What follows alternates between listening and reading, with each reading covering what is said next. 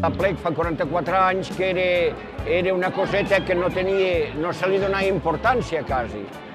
Però per mi l'aplec va ser una cosa molt bonica, molt ben feta i molt ben organitzada d'un principi, perquè era molt menys gent. Després, al créixer tant, tot s'ha transformat una mica. I el que era aquella colla de gent i d'amics, quasi, de coneguts que vam començar, s'ha transformat en algo multitudinari, que hi havia gent de l'estranger i gent de tot arreu.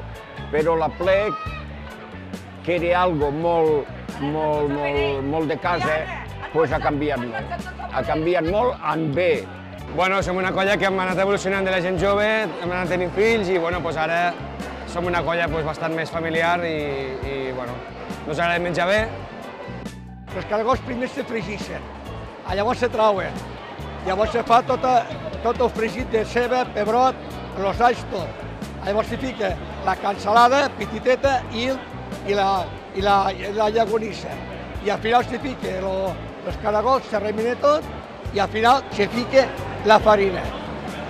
Normalment el nostre consum de caragols són entre 80 i 90 quilos, però des de divendres nit, cada menjada fem 20 quilos de caragols aproximadament. Nosaltres tenim la gran sort de tindre els mateixos cuiners des del segon aplec i això és un valor afegit que ens dona molta tranquil·litat a l'hora de cuinar. Vam començar allà baix al riu i hem anat evolucionant i cada vegada les cassoles també són més bones. Vull dir que anem canviant cada any és diferent, tant els caragols com les cassoles.